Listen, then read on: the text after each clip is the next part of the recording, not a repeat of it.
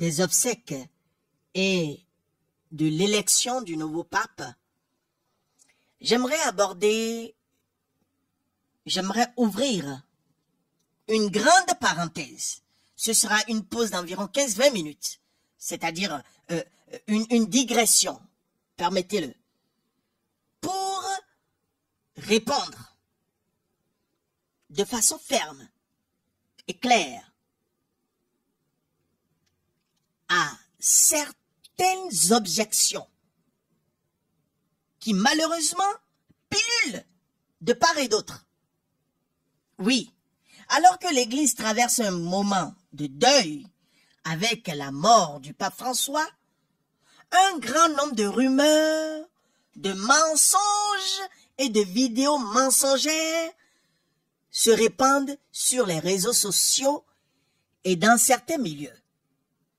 Certains vont jusqu'à traiter le pape d'agent de Satan, de membre de sociétés secrètes ou d'ennemis du Christ.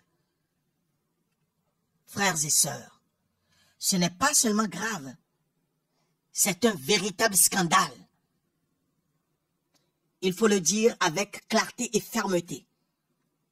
Ceux qui propagent de telles calomnies sur le Vatican, sur le vicaire du Christ, ceux-là s'exposent à la colère de Dieu. Ils s'exposent à la colère de Dieu. Car en blessant le pape, on blesse le corps du Christ, qui est l'Église.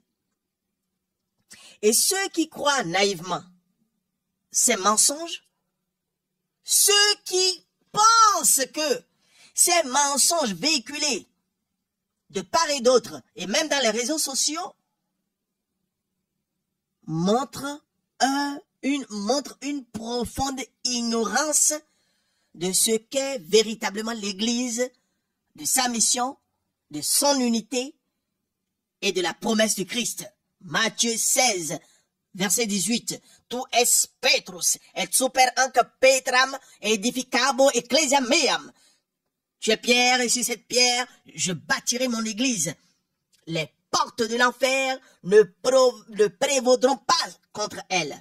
Frères et sœurs, rappelons que Jésus lui-même, le Fils de Dieu, a été traité de Belzéboul, le chef des démons. S'il a été calomnié, nous ne devons pas nous étonner que les serviteurs de Jésus-Christ le soient aussi. Mais ce n'est pas une raison pour rester silencieux.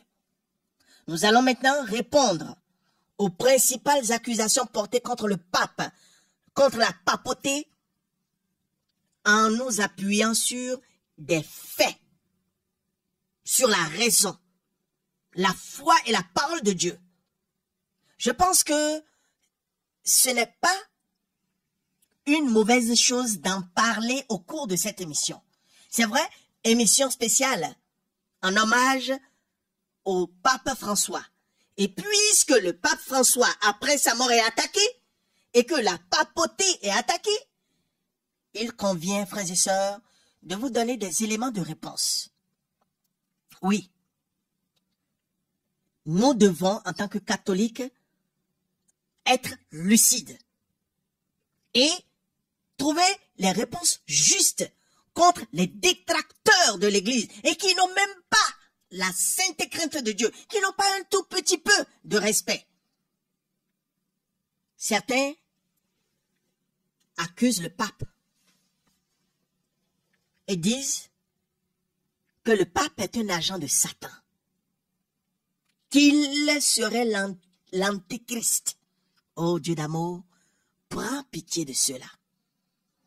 Cette accusation est une reprise moderne des insultes adressées à Jésus lui-même. En Luc chapitre 11, verset 15, qu'est-ce qu'on n'a pas dit de Jésus? Il chasse les démons par Belzéboul, le chef des démons. Celui qui dit que le pape est un agent de Satan ou l'antéchrist ne fait